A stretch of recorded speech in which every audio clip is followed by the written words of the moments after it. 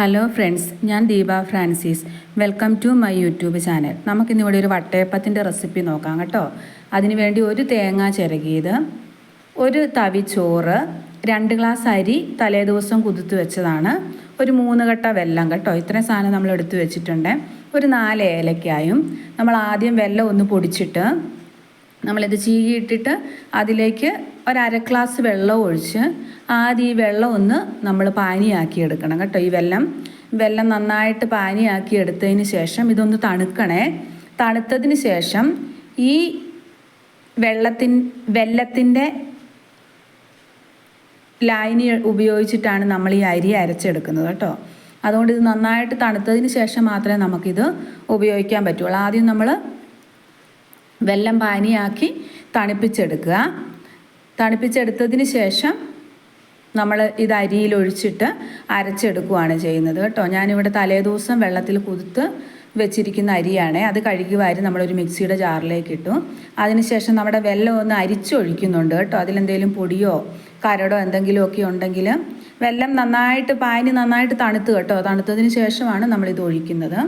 അതൊഴിച്ച് നമ്മൾ നന്നായിട്ടൊന്ന് അരച്ചെടുത്ത് മാറ്റി വെക്കുന്നത്. അതിന് ശേഷം നമ്മൾ ആ ഒരു തേങ്ങായും ഒരു തവി ചോറുണ്ട് കേട്ടോ, ചോറും ആ ഏലക്കായും കൂടെ ഇട്ടിട്ട് ബാക്കിയുണ്ടായിരുന്ന പാനിയും കൂടി ഒഴിച്ച് നമ്മളൊന്ന് അരച്ചെടുക്കും. ഒന്ന് ഒതുക്കിയെടുത്തതിന് ശേഷം ഇവിടെ നമ്മൾ പുളിപ്പിന് വേണ്ടിയിട്ട് തേങ്ങാവെള്ളത്തിൽ ഈസ്റ്റും പഞ്ചസാരയും ഇട്ട് നേരത്തെ വെച്ചിരുന്നതാണ് കേട്ടോ. അതാണ് നമ്മളിപ്പോൾ ഉപയോഗിക്കുന്നത്.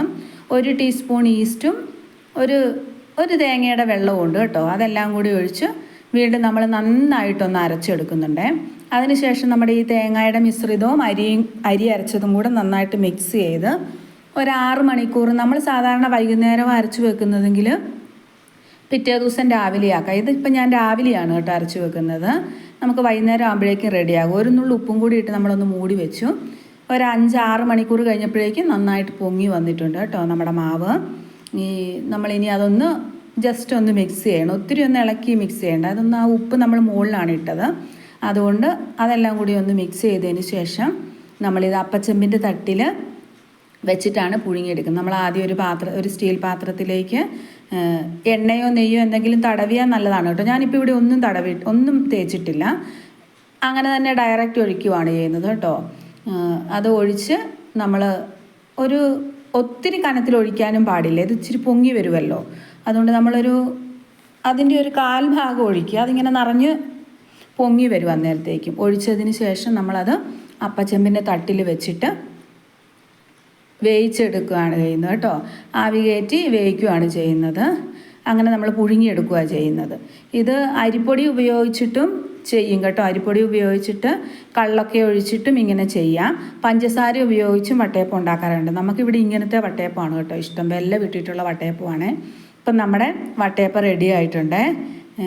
ഇത് പെട്ടെന്ന് ഉണ്ടാക്കാൻ പറ്റുന്ന ഒരു റെസിപ്പിയാണ് കേട്ടോ. നിങ്ങൾക്ക് എൻ്റെ ഈ റെസിപ്പി ഇഷ്ടപ്പെട്ടെങ്കിൽ എൻ്റെ ചാനൽ ഒന്ന് സബ്സ്ക്രൈബ് ചെയ്ത് എന്നെ ഒന്ന് സപ്പോർട്ട് ചെയ്യണേ.